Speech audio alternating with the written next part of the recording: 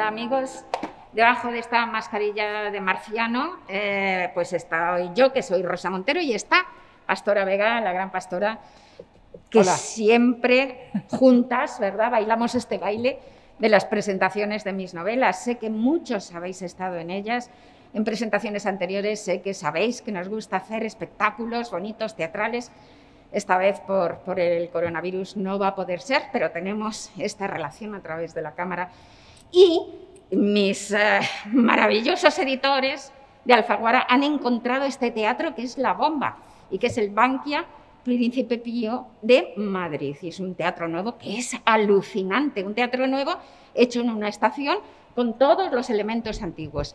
Y nos viene genial que sea una estación. Nos viene al pelo. Porque La buena suerte, que es mi nueva novela, trata de trenes y de estaciones.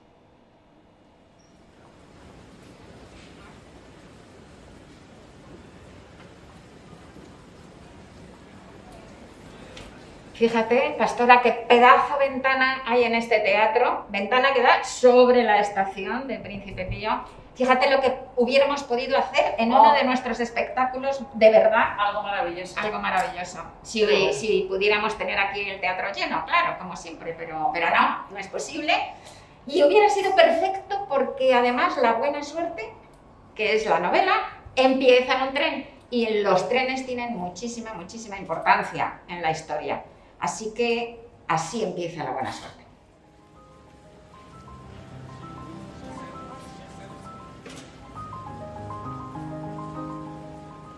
Ese hombre lleva sin levantar la cabeza del portátil desde que hemos salido de Madrid. Y eso que es un ave de exasperante lentitud comparada en todas las estaciones posibles en su camino a Málaga. Podría parecer que ese hombre está inmerso en su trabajo, casi abducido por él. Pero cualquier observador meticuloso o al menos persistente advertirá que de cuando en cuando sus ojos dejan de vagar por la pantalla y adquieren una vidriosa opacidad, que su cuerpo se pone rígido, como suspendido a medio movimiento o medio latido, que sus manos se contraen y sus dedos se arquean, garras crispadas. En tales momentos es evidente que está muy lejos del vagón, del tren, de esta tarde tórrida que aplasta su polvorienta vulgaridad contra el cristal de la ventanilla. En la mano derecha de ese hombre hay dos uñas magulladas y negras, a punto de caerse. Debieron de doler. También luce una isla de pelo sin cortar en su mandíbula cuadrada y por lo demás perfectamente rasurada, lo que demuestra que no se mira al espejo cuando se afeita, o incluso que no se mira jamás al espejo. Y sin embargo, no es feo.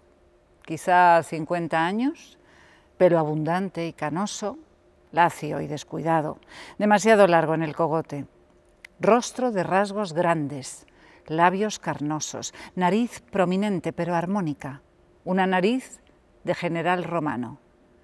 Si nos fijamos bien, ese hombre debería ser llamativo, atractivo, el típico varón poderoso y conocedor de su propio poder. Pero hay algo en él descolocado, algo fallido y erróneo. Una ausencia de esqueleto, por así decirlo. Esto es, una ausencia completa de destino, que es como andar sin huesos. Se diría que ese hombre no ha logrado un acuerdo con la vida, un acuerdo consigo mismo, lo cual a estas alturas, ya todos lo sabemos, es el único éxito al que podemos aspirar, a llegar como un tren, como este mismo tren, a una estación aceptable. Hace apenas 15 minutos que nos detuvimos en Puerto Llano, pero la máquina ha reducido una vez más la marcha. Vamos a volver a parar, ahora en el apeadero de Pozo Negro, un pequeño pueblo de pasado minero y presente calamitoso a juzgar por la fealdad suprema del lugar. Casas míseras con techos de uralita, poco más que chabolas verticales, alternándose con calles del desarrollismo franquista más paupérrimo, con los típicos bloques de apartamentos de 4 o 5 pisos de revoque ulcerado o ladrillo manchado de salitre. El AVE Tiembla un poco, se sacude hacia adelante y hacia atrás, como si estornudara, y al fin se detiene. ¡Sorpresa! Ese hombre ha levantado la cabeza por primera vez desde el comienzo del viaje y ahora mira a través de la ventana. Miramos con él. Un áspero racimo de vías vacías y paralelas a la nuestra se extiende hasta un edificio que queda pegado al tendido férreo. Nosotros nos encontramos a cierta altura, en una especie de paso elevado que debe de quedar a ras del segundo o tercer piso del inmueble. Casi al borde de las vías asoma un balconcito ruinoso. La carpintería es metálica, la puerta no encaja. Una vieja bombona de butano se pudre olvidada junto a la pared de ladrillo barato. Atado a los barrotes oxidados, un cartel de cartón, quizá la tapa de una caja de zapatos. Escrito a mano, se vende, y un teléfono, la representación perfecta del fracaso. Qué maravilla cómo lee esta mujer. Cuando Pastora lee mis textos me parece que escribo mejor, así que me encanta. Bueno, os contaré que esta novela, La buena suerte, es la única de todas las que he escrito, que son ya un montón, de la que sé exactamente cuándo nació. Es decir, cuándo apareció en mi cabeza el primer germen, el huevecillo, yo lo llamo el huevecillo, que es la primera imagen que pone en marcha todo. Y lo sé porque a mí me pasó lo que le pasa a mi protagonista en el primer capítulo que ha leído Pastora. Yo iba en un AVE, que es el tren rápido, de Madrid a Málaga, porque iba a dar una charla en un club de lectura en Alaurín el Grande, que está cerca de Málaga. Y entonces levanté la cabeza, se paró el tren en un sitio raro entre estaciones, levanté la cabeza y vi ese paisaje de fealdad suprema y absoluta, ¿no? Y ese cartel que me conmovió, porque dije, ¿quién demonios se va a comprar esa casa? Pobrecito el que la quiere vender, ¿no? Y entonces, con esta cabeza rayada que tenemos los escritores, porque tú sabes que los expertos dicen, Pastora, que somos personas que no hemos acabado de madurar, porque tenemos todavía esa cosa de la imaginación infantil, pues se me ocurrió, ¿qué pasaría si hubiera alguien, todavía no sabía si era hombre o mujer, no tenía ni idea, qué pasaría si hubiera alguien que se bajara en la siguiente estación, volviera a comprar esa casa y se encerrara ahí, no llegara nunca a destino, desapareciera, ¿no? Y esa idea me emocionó muchísimo, me emocionó y me turbó mucho, de tal manera que cuando luego en el club de lectura me preguntaron cómo empiezan las novelas, les conté esta historia y les dije, y sé que esto va a ser el comienzo de una novela. Y eso fue el 29 de abril del año 2017 y ahora aquí, 3 años después, estamos aquí con la novela, ¿no? Por cierto que en estos 3 años, cada vez que he cogido ese tren a Málaga, que lo he hecho varias veces, he intentado volver a ver esa ventana, ese lugar horrible y no lo he vuelto a ver. Es como si el Dios de los escritores me hubiera colocado ese decorado para que la novela naciera, ¿no? Entonces me tuve que inventar Pozo Negro, esa localidad, que es un centro hullero, no es un lugar rural, un centro hullero urbano, decadente, terrible, que la mina se ha cerrado hace muchos años y no ha hecho más que ir agonizando. No hay una sola maceta en esas ventanas, no hay nada de color en esas calles. Los 1.300 vecinos deben de estar dentro de sus casas. Los pocos con los que se cruza son tan feos, descoloridos y borrosos como el entorno. Casi todas las tiendas muestran amarillentos carteles de «se traspasa». Hay pequeñas casas derruidas, estrechos solares llenos de cascotes, las calles parecen bocas desdentadas y las ruinas son tan viejas que sobre las basuras ha crecido la mala hierba. Pozo Negro está muerto y no lo sabe. Bueno, esa fealdad perfecta forma parte de la herida del mundo. Y la belleza es justo lo contrario, la belleza es lo que nos cura, lo que nos sana. En la novela se dice que la belleza ayuda a curar el dolor del mundo. Y es literal, ¿sabéis que se han hecho, por ejemplo, en algunas zonas violentas y deprimidas, en algunos sitios de Colombia, por ejemplo, así de chabolas y tal, se han hecho intervenciones urbanas, pues pintando las casas, arreglando el barrio, en cuanto a arreglándolo visualmente, haciéndolo más bonito. Y esa intervención ha hecho que baje la delincuencia y la violencia, porque la belleza nos salva, literalmente. Bueno, esta novela es muy difícil en realidad de presentar por la sencilla razón de que es un misterio muy intenso, una intriga muy intensa que no podemos destripar, o sea que hemos tenido que ir andando de puntillas, ¿no?, por la novela para escoger los pedazos y todo, ¿no? Y no es un thriller tradicional, aunque hay policías y delitos y delincuentes, es más bien un misterio existencial, porque lo que nos intriga y nos atrapa es el enigma del comportamiento de los personajes, ¿no?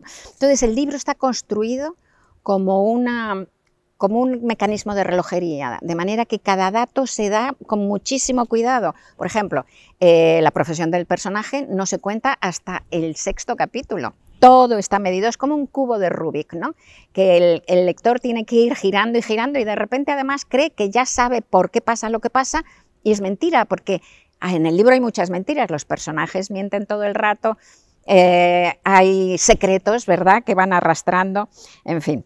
Y al final ya conseguimos completar el cubo de Rubik y saber lo que ha sucedido, ¿no?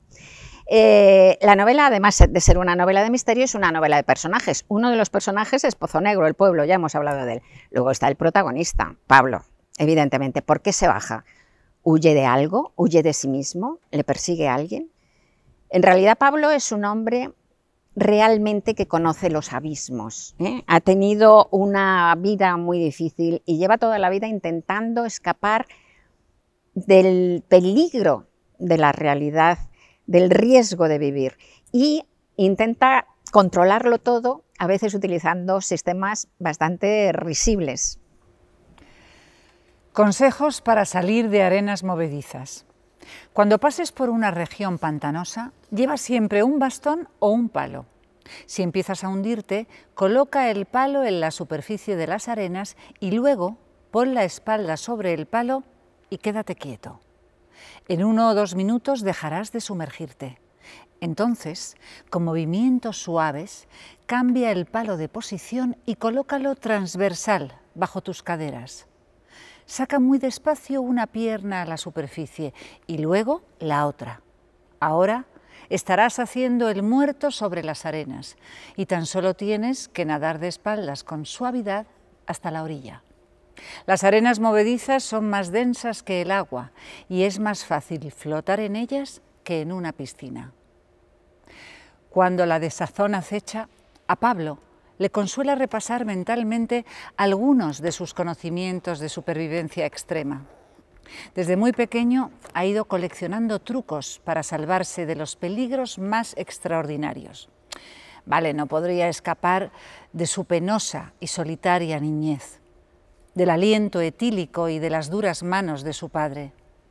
Pero si por casualidad algún día se encontraba con un oso hambriento o una serpiente de cascabel, o en medio de un tsunami, o envuelto en una luz, o atrapado dentro de una cámara frigorífica, o en un río con un cocodrilo, o si tenía que saltar de un tren en marcha o arrojarse de un helicóptero, o evitar ser atravesado por una estocada, o aguantar en un submarino sumergido, por ejemplo, él sería el único que sabría lo que hacer, el único que se salvaría. Lo más importante, se dice ese niño que ahora es ese hombre, es tener siempre el control, que es justo lo que ahora se le escapa. Bueno, la novela, la verdad, es que habla de cosas muy duras, como el mal sin sentido, como el dolor, como el miedo, pero lo hace desde un punto de vista que está adornado por el humor, como quizá habéis podido deducir del fragmento que ha leído tan maravillosamente Pastora, ¿no?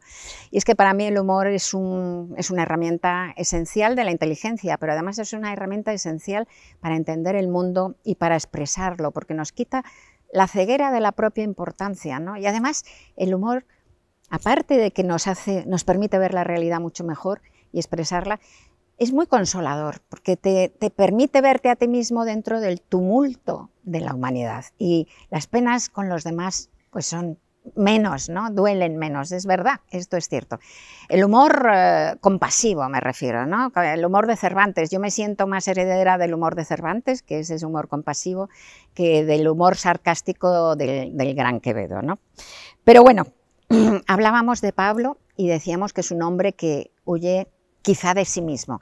Todos hemos tenido alguna vez esa tentación de dejar de ser quienes somos, de salir del encierro de nuestra propia vida, ¿no? Porque la verdad es que venimos al mundo con millones de deseos, con millones de posibilidades, o sea, tenemos millones de vidas posibles que hemos ido dejando atrás, porque el tiempo, que es ese jardinero loco, nos va cortando todas esas posibilidades y nos va dejando encerrados en una sola vara, que es la de nuestra existencia.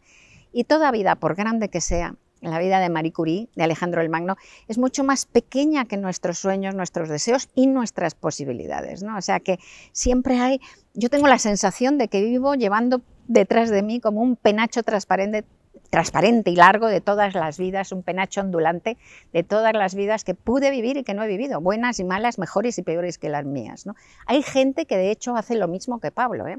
O sea, todos nos resignamos a llevar el penacho, pero hay gente que realmente se baja de su vida. En España, desde el año 2010 hasta ahora, en 10 años, han desaparecido 200.000 personas y 6.000 casos siguen todavía abiertos, o sea que imaginaos, hay gente que directamente se borra. Pero aparte de ese deseo de ser otro, en Pablo lo que ha sucedido, y ya lo veréis si leéis la novela, es que ha sido herido por el rayo del desastre, de la catástrofe. Ha vivido un apocalipsis personal. Cuando se baja de ese tren, se baja de su vida, se queda en la nada, tiene que reconstruirse.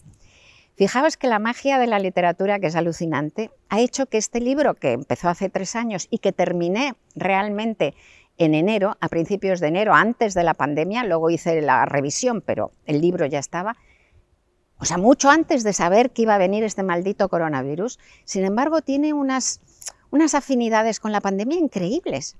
De entrada, Pablo, que es como se llama el personaje, se confina en esa casa. Y como me dijo en una entrevista la genial periodista de radio Pepa Fernández, me dijo, bueno, y no solo se confina, Pablo es un personaje que se pasa toda la novela usando toallitas desinfectantes. Y es verdad, casualidades de la vida.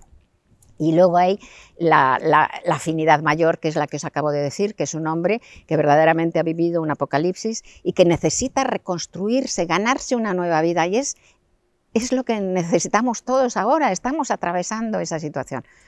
La buena noticia es que Pablo lo consigue. Al final de la novela consigue redimirse y consigue reconstruirse una vida mejor. Y eso es gracias a Raluca, que es un personaje formidable. Raluca es la coprotagonista de la novela y es un animal, es una fuerza de la naturaleza, está llena de luz, está llena de energía vital y maravillosa y de esperanza, y consigue arrastrar a todos desde el abismo a la superficie otra vez.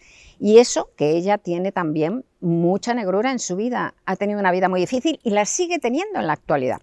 Y os vamos a leer un pedacito porque Raluca se enamora de Pablo, pero piensa que Pablo la ha engañado y lo pasa muy mal. Y en un momento determinado, Raluca tiene este monólogo.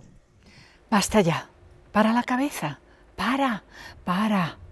Salte de la rueda del hámster, como decía el psiquiatra.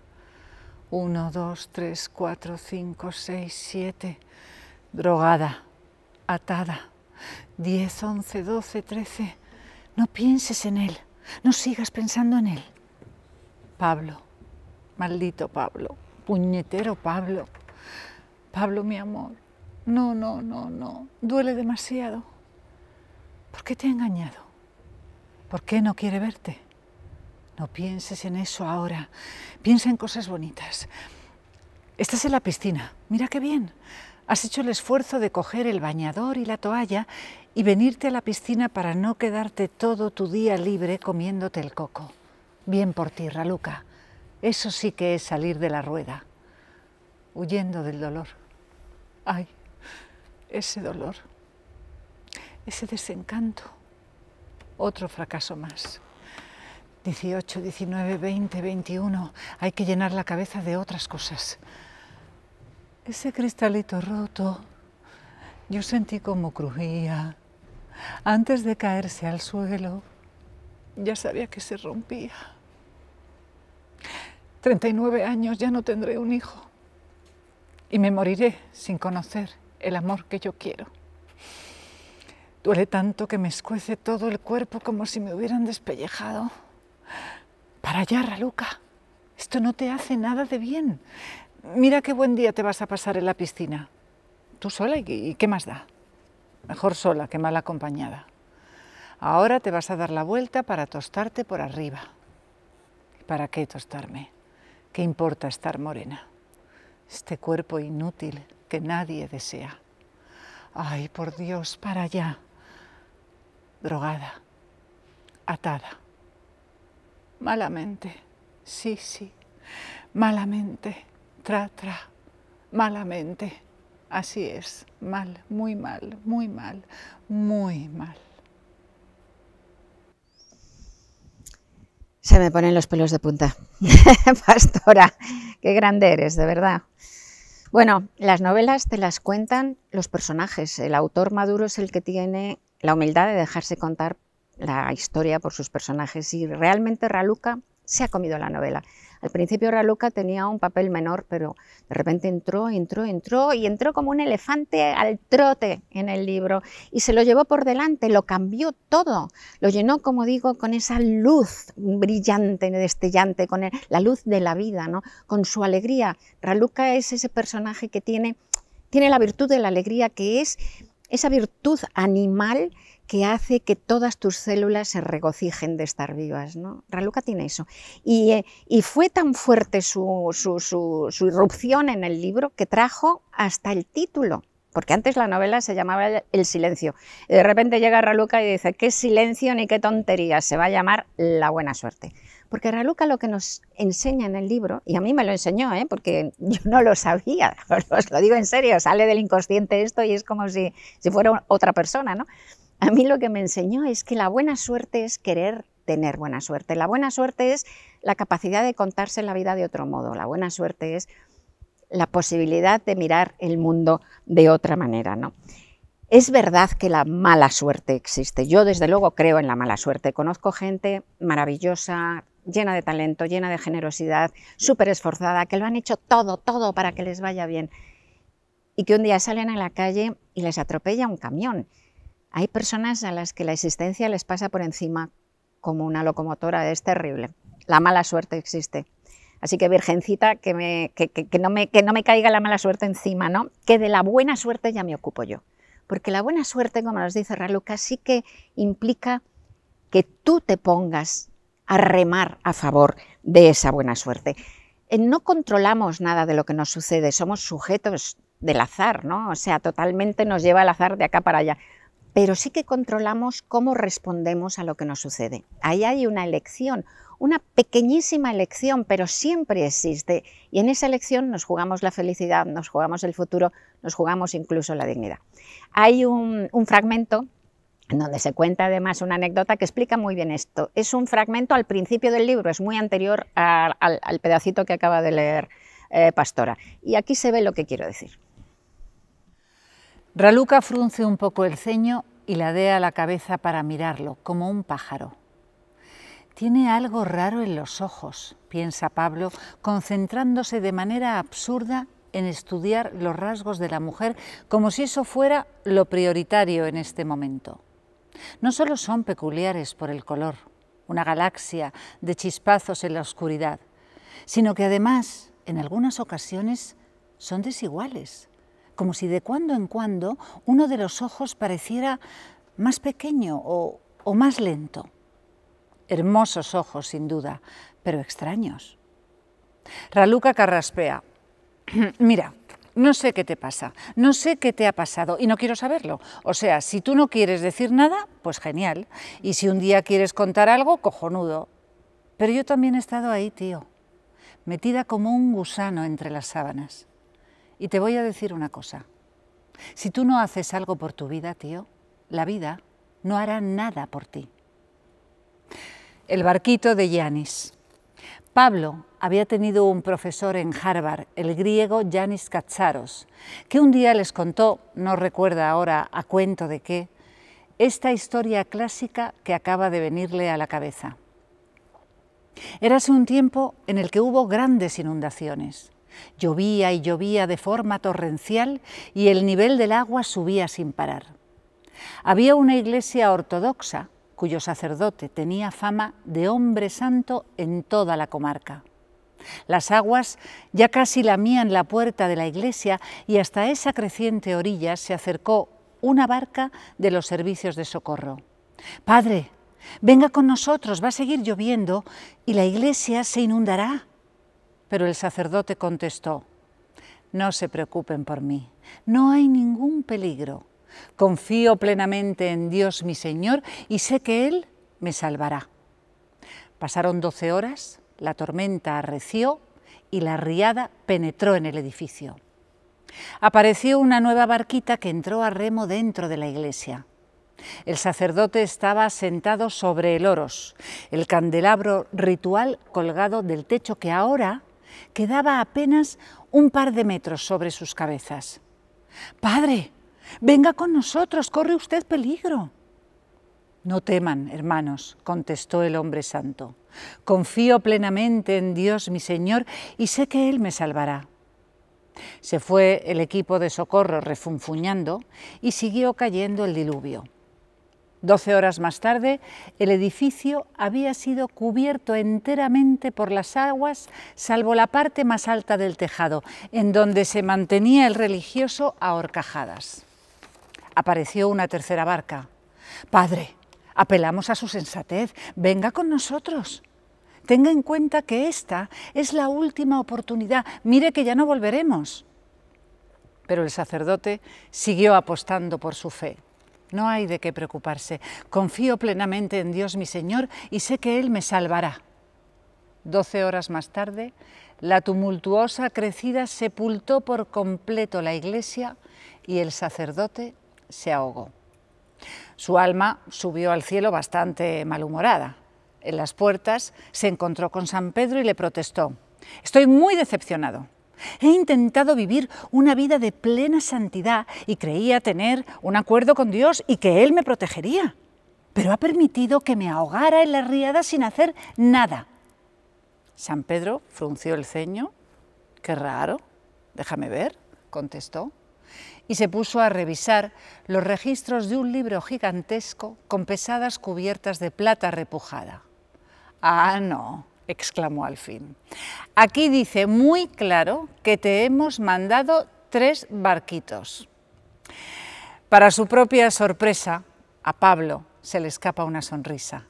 Raluca le mira con curiosidad y también sonríe.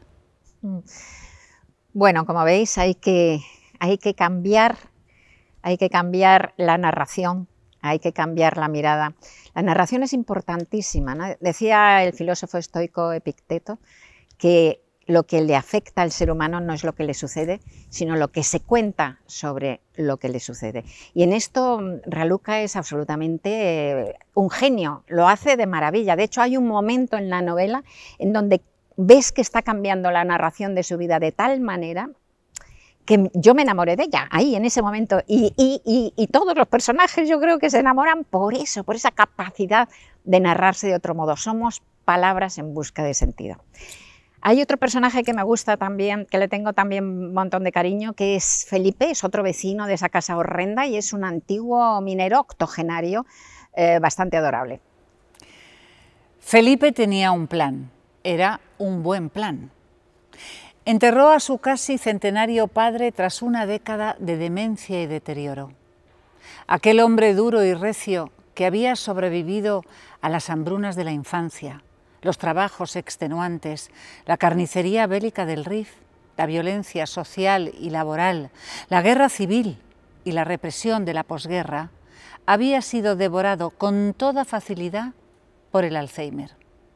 Estuvo casi 10 años en una residencia pública mientras la enfermedad se lo zampaba, aparcado en su silla de ruedas en cualquier pasillo, las piernas hinchadas, amoratadas, ulceradas, la boca siempre abierta, como si ya no le cupieran bien los dientes postizos, el cuerpo descarnado y la piel más fina que un celofán, toda llena de heridas, el rostro dejando transparentar la calavera sin una brizna de grasa, puro pellejo mal adherido al hueso, y dentro de su cráneo la oscuridad.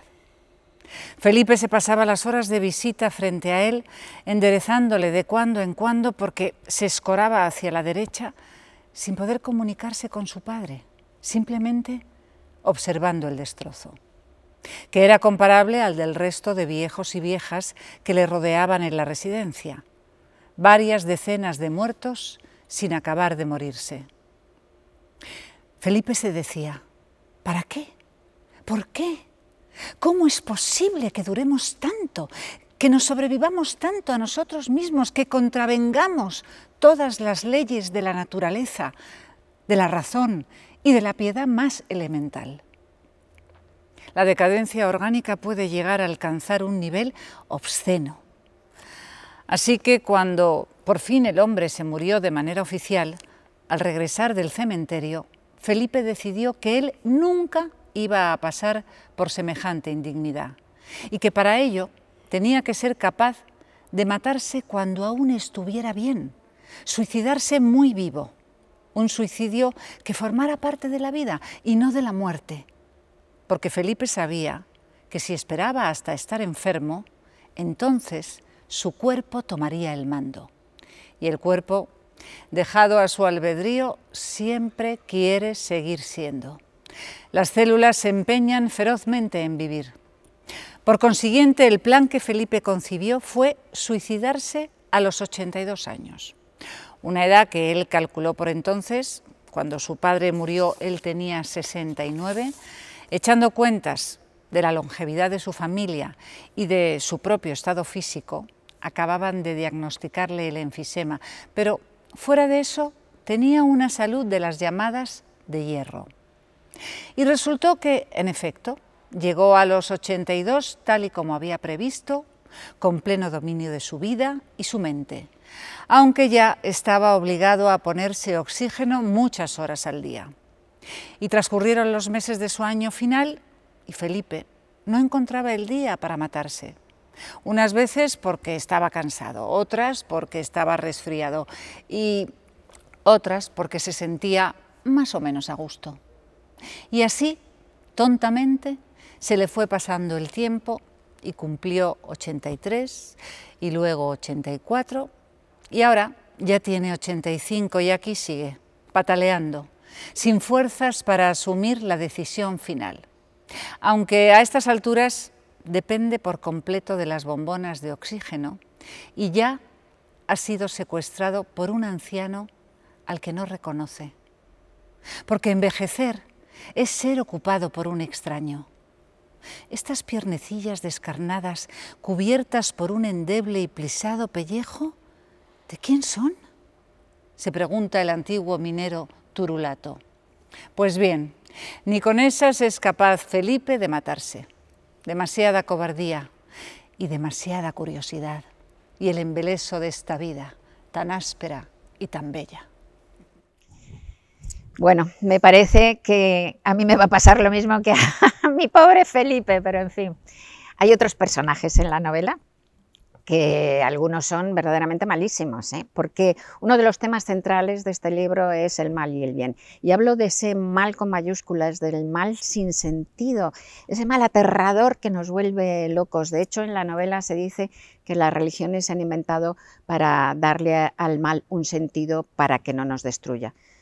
Pero la novela habla también de que el bien gana al mal, y de verdad que no es voluntarismo, es que cuanto mayor soy, más convencida estoy de eso. O sea, más convencida estoy de que en el ser humano e incluso en la naturaleza, en todos los seres vivos, ganan más las vías, las estrategias de supervivencia que se basan en la colaboración o en el bien, por así decirlo, que las estrategias de supervivencia que se basan en la depredación. Y de hecho, creo que los seres humanos estamos más predispuestos para el bien, porque si no, no nos chocaría tanto el mal, no nos desolaría tanto, no nos sobrecogería tanto, no estaría en la primera de los periódicos, estaríamos hechos acostumbrados a ello, ¿no? Entonces estamos hechos más para el bien. Lo que pasa es que el bien pues es complicado de mantener, ¿no? Y el mal pega a veces unos mordiscos espeluznantes. Como existe el mal y el bien, pues también existen los buenos y los malos, buena gente y mala gente. Esto se lo cuenta Felipe a Pablo. Felipe le escruta durante unos instantes ceñudo. Mira, a mi edad he llegado al convencimiento de que la gente no se divide entre ricos y pobres, negros y blancos, derechas e izquierdas, hombres y mujeres, viejos y jóvenes, moros y cristianos, dice al fin. No. En lo que se divide de verdad la humanidad es entre buena y mala gente, entre las personas que son capaces de ponerse en el lugar de los otros y sufrir con ellos y alegrarse con ellos, y los hijos de puta que solo buscan su propio beneficio, que solo saben mirarse la barriga. Esos que son capaces de vender a su madre, ¿ya me entiendes? Luego, entre los buenos, algunos son buenísimos, y entre los malos, algunos son malísimos. Raluca es buenísima. Yo creo que soy pasablemente bueno. ¿Y tú? ¿Tú qué eres? ¿Eres buena gente o mala gente? Es una buena pregunta, ¿eh? ¿Somos buena gente o mala gente? ¿En qué grado somos buena gente o en qué grado somos mala gente, ¿no? Hombre, todos hemos cometido alguna maldad, ¿no? Pero yo tengo el convencimiento de que hay una frontera desde la que la gente ya es verdaderamente mala, pero mala, mala, mala. Es decir, son esas personas que son incapaces de sentir empatía, de ponerse en el lugar del otro, que utilizan al otro solo para su provecho, para su conveniencia. Dicen los expertos que hay por lo menos un 1% de psicópatas en la sociedad, que son malísimos y peligrosísimos de verdad, ¿no? Y luego hay entre un 4 y un 8% de psicopatoides y narcisos, que son muy mala gente también, ¿no? Y luego estamos los demás, que yo creo que somos más bien tendentes a sentirnos en la zona de bondad. Lo que pasa es que también ahí hay mucha gente que es demasiado cobarde, que prefiere obedecer órdenes, quitarse la responsabilidad, no analizarse a sí mismo, y por eso, por esa cobardía, por esa dejadez, es por lo que a veces suceden esas cosas terribles, ¿no? Esos momentos de suicidios de una sociedad, como durante el nazismo, durante el horror de los Jemeres Rojos, ¿no? Que eso es terrible. Pero contra ese mal y contra esa dejadez está la capacidad del ser humano para reiniciar otra vida, para perdonarse incluso, y para redimirse, y para seguir intentando ser una persona entera y verdadera. Para amar. El amor nos salva. Y eso es lo que nos enseña también Raluca, ¿no? Que el amor nos salva. Raluca nos enseña que el amor a los demás es una vía de superación del dolor y del horror, y nos enseña además que hay que perder el miedo a la vida, porque hay mucha gente que tiene miedo a la vida y sobre todo que tiene miedo a las emociones. Conoceréis, yo conozco a varios, ¿no? Son estas personas que creen que sus sentimientos los debilitan y que por lo tanto no se permiten mostrarlos, no permiten su necesidad sentimental, se acorazan, son unos misántropos o unas misántropas, ¿no? Y viven completamente amurallados, lo cual es una tontería gigantesca, porque es verdad que el amar a alguien nos hace más vulnerables, pero es que no hay opción, porque si escoges no amar por el miedo a esa vulnerabilidad, estás escogiendo no vivir, morir en vida. Es como lo de ser viejo, no tiene ninguna gracia, pero es que la alternativa es morirse, que tiene menos gracia todavía. Entonces, lo mismo, o sea, hay que aceptar esa vulnerabilidad. A Pablo le sucede eso, que tiene mucho miedo a sus emociones, mucho miedo a vivir, y tiene sus razones. ¿Qué se le va a hacer? Es el tagalo. Pablo está convencido de que es necesario aprender a amar en la infancia, como se aprende a caminar o a hablar. Y así como existen los famosos niños salvajes que han sido criados por animales y a los que, si son rescatados más allá de los 6 o 7 años, ya no se les puede enseñar el lenguaje, también hay, según Pablo, niños salvajes del amor, que jamás vieron en su infancia a una pareja que se quisiera y que son incapaces de distinguir el alfabeto amoroso, el cual les resulta tan ajeno como si la gente estuviera hablando en tagalo. Para resumir, Pablo no sabe tagalo y no se cree capaz de poder aprenderlo. Pobrecito, pero yo creo que sí somos capaces de poder aprenderlo. Y mirad, hay una anécdota absolutamente maravillosa de Vladimir Nabokov, que es uno de mis maestros literarios. Nabokov estaba dando clase en una universidad americana, Wellesley College, que está en Boston, y que casualmente yo muchos años después fui también a dar clase. Y entonces había puesto un examen al día siguiente, y en la víspera una de sus alumnas aventajadas, una de estas empollonas tremendas, pues lo estuvo buscando desesperada por todo el campus para preguntarle algo sobre el examen. Por fin, tras horas de búsqueda, lo encontró al lado de un lago, alrededor de un lago, cazando mariposas, porque a Nabokov le encantaba cazar mariposas. Y entonces le preguntó lo que fuera a la alumna, y él contestó: la vida es bella, la vida es triste, esto es todo cuanto hay que saber. Yo creo que llevo toda mi carrera como escritora intentando escribir una novela que muestre eso, que la vida es bella y que la vida es triste, y que lo diga con esa sencillez absoluta, con esa desnudez perfecta, con esa precisión tan pura y tan despojada de todo, ¿no? De manera que lo diga y no haya necesidad de decir nada más, ¿no? Y creo que con esta novela he conseguido llegar más al fondo de ese intento de atisbar el corazón ardiente de la vida. Creo que he podido rozar un poquito esa carne hirviente que está debajo, ¿no? Y dentro de ese cráter hirviente, ¿sabéis lo que está? Pues está el amor, verdaderamente, ¿no? Y esto nos lo enseña Raluca, ¿no? Os dije antes que hay un momento de la novela en donde Raluca hace otra narración de su vida y te enamora, ¿no? Bueno, pues justamente después de ese momento están Pablo y ella en casa de ella, en un sillón, y justamente después de este momento pasa lo que va a leer Pastora. Raluca es un planeta. Raluca es la Tierra flotando en el espacio, azul y verde y blanca por la nata batida de las nubes. Una bola soleada y fulgurante, tan bella como la más bella joya en la solitaria negrura del cosmos. Y Pablo es un meteorito que cae desenfrenado hacia ella, atrapado por la inexorable ley de la gravedad. El hombre ni siquiera es capaz de plantearse la conveniencia de lo que está a punto de suceder, puesto que los pedazos de roca llameantes solo albergan la conciencia de su destino, que consiste en hundirse en el planeta. Alarga Pablo la mano porque no puede hacer otra cosa y la coloca con suavidad en el cuello de la mujer, sus dedos siguiendo la delicada curva, la palma completamente acoplada a la superficie, piel con piel y carne con carne, sin dejar ni un milímetro de ausencia. Se están mirando a los ojos. En los iris de Raluca destellan briznas de oro, bailan relámpagos.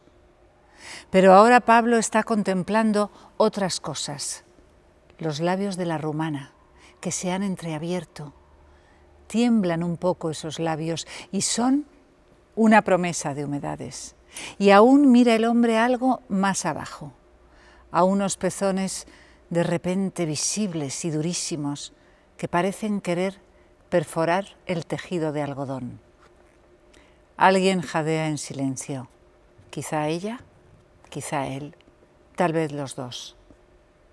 Pablo mete la otra mano por debajo del ruedo de la camiseta y se topa con una cadera cálida y desnuda.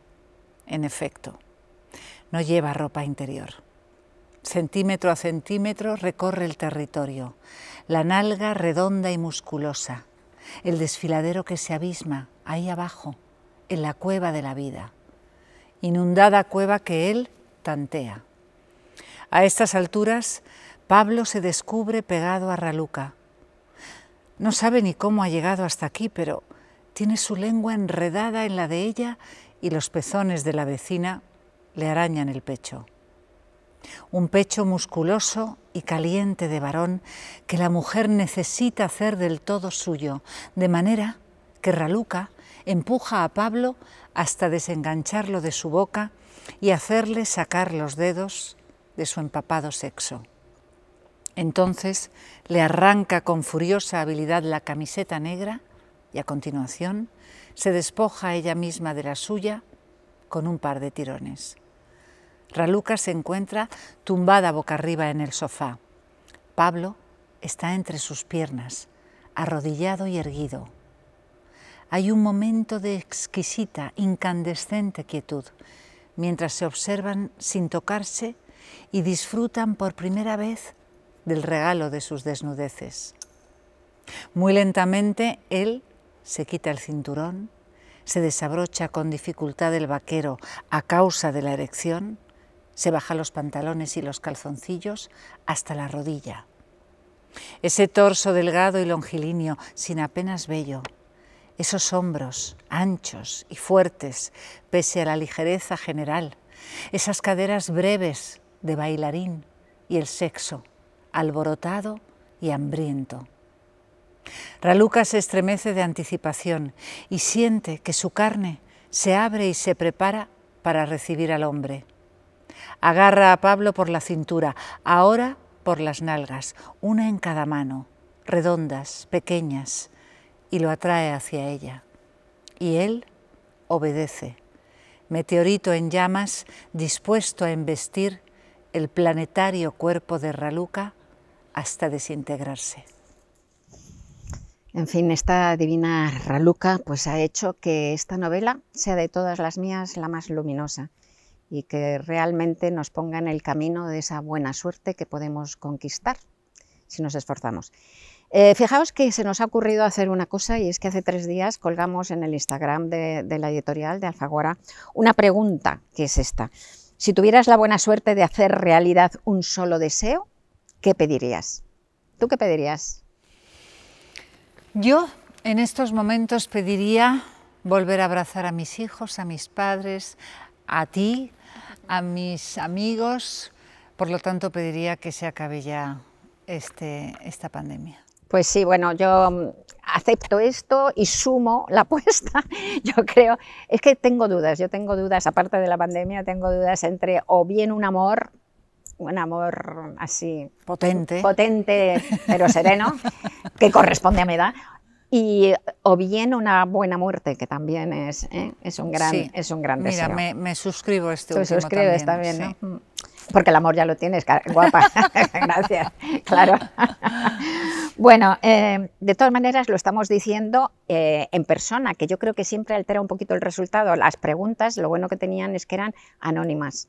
Entonces yo creo que han sido muy interesantes. Nos han mandado en tres días, han mandado 177 preguntas, y es muy curioso porque hay 27 que lo que piden es publicar una novela o un poema o hacerse escritores, cosa que no me extraña porque era el Instagram de Alfaguara, ¿no? Si hubiera sido el Instagram del Real Madrid seguro que pedían ganar el Balón de Oro. Seguro. ¿no? O sea, pero bueno. Pero fuera de eso ha habido cosas, algunas muy graciosas y algunas completamente conmovedoras. Te voy a leer. Una dice, por ejemplo, que mis abuelos sean eternos. Qué tierna, ¿no? Otra, salir de la dictadura, porque claro, esto es del mundo entero, ¿no? Otra, que podamos recibir el trasplante de riñón de mi papá este año. Conmueven muchísimo, ¿no? Hay varias que son de estudios, poder conseguir dinero para un doctorado, poder estudiar, poder tener dinero para ir a la universidad. Se me parte el corazón, eso tenía que ser un derecho ya, ¿no? Esta es tremenda. Que mi hija sobreviviera, murió en 2019 y la ha hecho muchísimo de menos. Corazón, sí. Y esta es tremenda, tener el valor para separarme de mi marido. Puedes, está en tu mano, lo puedes hacer, ¿no? Este me hace mucha gracia, dice, acceder al crédito para comprar mi casa propia. ¡Qué modestia! Sí, sí. Podía pedir una casa, un palacio, la lotería, lo que fuere. Que me toque la lotería. Acceder, bueno, me parece tiernísimo, ojalá accedas al crédito. Demasiado realista. Muy realista, tiernísimo, ¿no? Otro interesante, no tener miedo a tomar algunos riesgos, ¿no? Hay uno genial que dice conocer a Vargas Llosa. Eso es un fan. Eso sí que es un fan. Que te den un deseo y digas conocer a Vargas Llosa. Impresionante, ¿no? Aquí este es un poquito que el Barcelona se extinga. Radical. Radical, ¿no? Y algunos son también tremendos como este. Bueno, que mi mamá no tenga cáncer, tremendo, ¿no? Que mi familia aceptara mi sexualidad. La aceptarán, insiste. Este es tremendo también. Salir de mi país para poder vivir en paz, para que no me maten a golpes por ser diferente. Es conmovedor que mis rodillas sanen. Un trabajo para demostrar lo que valgo. Lo vales y lo demostrarás, ¿no? Y el último fue que me enviarais el libro. ¿Ese se puede cumplir? Ese se puede cumplir. Ese es un realista también, claro, naturalmente. Bueno, algunos como los que hablan de cosas de salud o de muertos que desearían volver a ver, pues son imposibles, aunque sí que podemos aspirar a manejar ese dolor de una manera mejor, a cerrar la herida para que no nos destruya. Pero hay otras cosas que están en nuestras manos porque tenemos el derecho y hasta yo diría que la obligación de intentar ser felices, ¿no? Sí. La alegría es un hábito. A veces a Pablo le parece que la felicidad es sencilla y desnuda y tan fácil que le entran ganas de llorar. Pues sí. Antes del comienzo de la novela he puesto una cita del gran señor renacentista de Florencia, Lorenzo de Medici, que era también poeta, y la cita dice: quien quiera estar contento que lo esté, del mañana no hay certeza. Esto ha sido siempre una verdad, pero la pandemia nos lo ha mostrado con una crudeza tremenda, ¿no? O sea que quien quiera estar contento, que lo esté.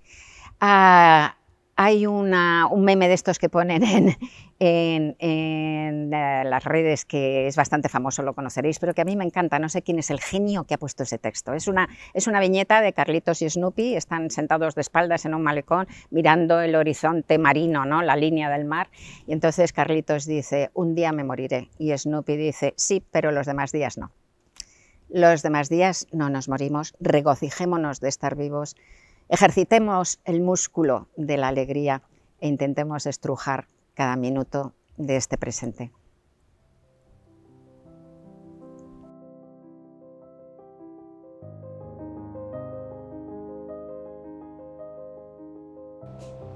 Pues nada, amigos, hemos llegado al final del viaje, pero todos sabemos que cuando se acaba un camino empiezan muchos más. Pastora, como siempre, es un lujo, un honor, un placer enorme tenerte. Muchísimas gracias. Siempre lo es para mí, lo sabes. Qué bien. Es mi talismán de la buena suerte y nunca mejor dicho. Y a vosotros, amigos, ¿qué os voy a desear? Pues lo mejor, es decir, mucha vida, cero mala suerte y que seáis capaces de conseguir todos vuestros deseos. En fin, muchísimos besos y buen viaje. Adiós. Adiós.